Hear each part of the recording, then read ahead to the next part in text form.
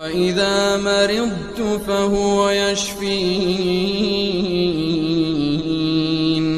بسم اللہ الرحمن الرحیم۔ السلام علیکم، ریڈی میڈ علاج چینل پہ خوش آمدید۔ آج کی اس ویڈیو میں ہم ڈسکس کریں گے بواسیر کی وجوہات، علامات اور اقسام کے بارے میں کہ بواسیر بنتی کیوں ہے۔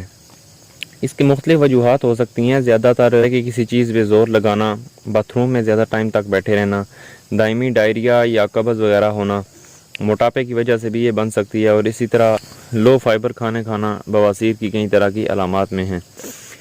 اس مرض کی وجہ سے پیشنٹ شدید قبض میں مبتلا ہو جاتا ہے، مقعد کے منہ پہ شدید جلن اور خارش رہنے لگتی ہے، پیشاب اور پخانہ کے اخراج میں تنگی اور تکلیف کا سامنا ہوتا ہے، پیشنٹ کی بھوک ختم ہو جاتی ہے، قوت ہاضمہ میں خرابی پیدا ہو کر تیزابیت اور گیس پیدا ہونے لگتی ہے، پخانہ کے مکمل طور پہ اخراج نہ ہونے کی وجہ سے افارہ سا ہو کر پیٹ پھولا پھولا رہتا ہے، منہ سے بدبو آنے لگتی ہے، چہرے کی رنگت زرد اور جسامت کمزور پڑنے لگتی ہے، اعضاء میں تھکاوٹ اور چبھن کا احساس پیدا ہو کر جوڑوں میں درد سا رہنے لگتا ہے، طبیعت میں بے چینی اور اضطراب آ جاتا ہے۔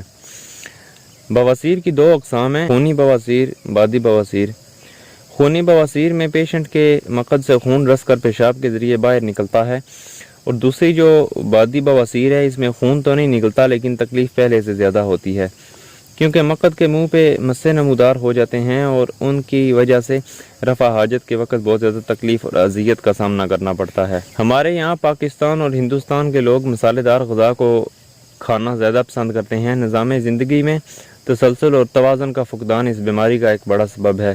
اگر ہم لوگ صرف کھانا اور پینا اسلام کے مطابق کر لیں تو ساری کی ساری بیماریاں ختم ہو سکتی ہیں۔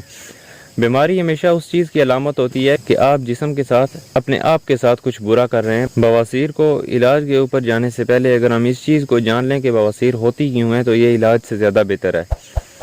دوستو، جب ہم کھانے کو پراپر طریقے سے کھاتے نہیں ہیں، جو طریقہ رب تعالیٰ نے انسانوں کے لیے رکھا ہے اور اس کا پیغام نبی کریم صلی اللہ علیہ وسلم نے ساری دنیا کو دیا، اللہ نے قرآن میں فرمایا وَقُولُوا وَاشْرَبُوا، اور کھاؤ اور پیو، وَلَا تُسْرَفُوا، اور اسراف نہ کرو، یعنی کہ زیادتی نہ کرو۔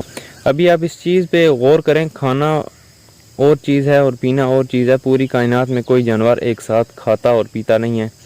تو دوستو، کھانا کھانے سے آدھا گھنٹہ پہلے پانی پیا جائے اور کھانا کھانے کے 2 گھنٹے بعد پانی پیا جائے، اور ایک ایک لقمے کو 32 بار چبایا جائے۔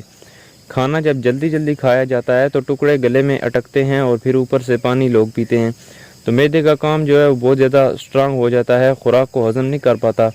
اس عمل سے صرف بواسیر نہیں، جسم کی اور کئی خطرناک بیماریوں سے بچا جا سکتا ہے۔ اکثریت میں یہ عمر رسیدہ لوگوں میں یہ بیماری پائی جاتی ہے۔ پراپر علاج اس کا پھر کسی ویڈیو میں بتاؤں گا۔ جاتے جاتے ایک نسخہ بھی بتاتا چلوں۔ انجیر کے 7 دانے لیں، اس کو رات کو پانی میں بھگو دیں اور صبح اس کو گرائنڈ کر دیں، اور ناشتے سے پہلے یہ انجیر والا پانی پی لیں۔ جس کو نیا یہ مرض شروع ہوا ہے اس کو انشاءاللہ تعالی ختم ہو جائے گا۔ دوستو، ویڈیو اچھی لگی ہے تو اس کو لائک کر دیں، شیئر کر دیں، نیکی کی نیت سے چینل کو سبسکرائب کر دیں۔ ملتے ہیں پھر کسی نئی ویڈیو کے ساتھ۔ اللہ حافظ۔